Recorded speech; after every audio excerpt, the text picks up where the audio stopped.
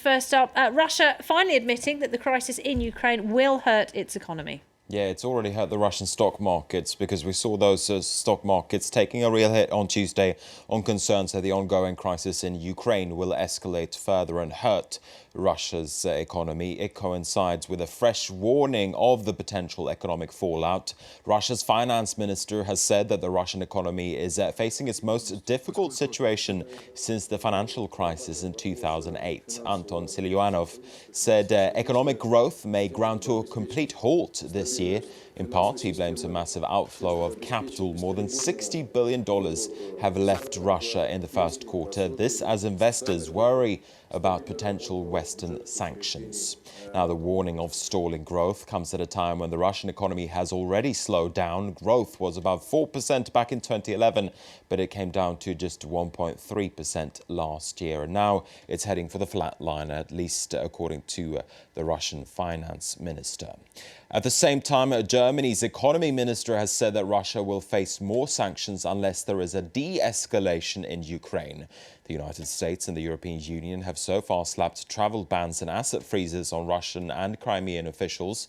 Speaking in Berlin, Sigmar Gabriel said Western powers would be willing to take additional steps. Russia is not ready to make sure the escalation finally ends. It must expect that Europe and Germany will be ready to start the third phase of sanctions.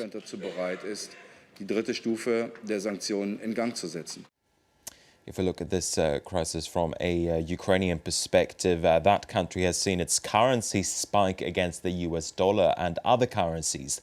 That move comes after Ukraine's central bank hiked its benchmark interest rate. The bank hiked that rate from 6.5% to 9.5%, quoting a tense market situation. The hryvnia has lost around 35% against the dollar since the start of the year, which makes it one of the worst performing currencies globally so far this year. Let's take a look at the stock markets, the wider stock markets, I should say. And it's not only the Russian shares that are feeling the pinch of the Ukraine crisis. The main indices in Europe all closed in negative territory on Tuesday, with the Ukraine crisis weighing on sentiment. The FTSE in London was also hit by a drop in mining shares on fears that demand in China will head lower. Look at the MY6 there as well. It was down at 2.6%, the stock market index in Russia at the end of trade.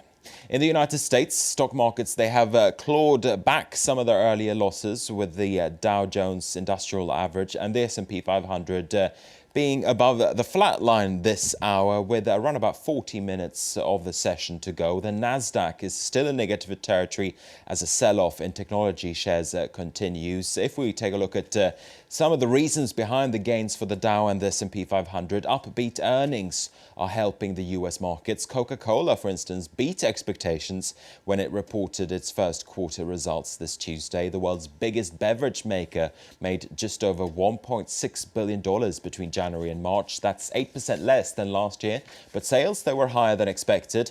Coca-Cola's chief executive says the company's momentum is improving, as for instance the economic picture in Europe brightens. We also got some pretty good-looking earnings through from Johnson & Johnson, so another stock helping Wall Street this session.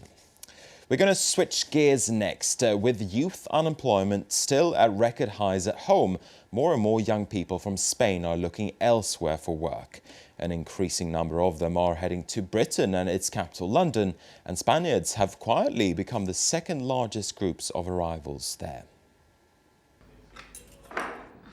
More than 54% of young Spaniards are unemployed, and many decide to leave the country to try their luck elsewhere, even if it means starting from scratch. Ulysses, a comic strip artist, arrived in London 6 months ago. The crisis has worsened. It's hit culture, health, education. I think there's a problem with culture in Spain, that it's not valued. For example, here in London, culture is valued, supported and encouraged. In 2013, more than 51,000 Spaniards came to work in the United Kingdom, the vast majority aged under 34. They made up the second largest immigrant group, just after the Poles. Ulysses is freelance and can study English while working, but without language skills, many Spaniards, like Joanna and Mark, find it difficult to get jobs in their sectors. I have some grounding in English and thought I would come here to improve so that I have more job opportunities when I return home. Joanna and Mark do bar work for just over £6 an hour. However, none of these young Spaniards appear to regret coming to the UK. Here they have work, they can learn English, and they soon find their place within an ever-growing Spanish community.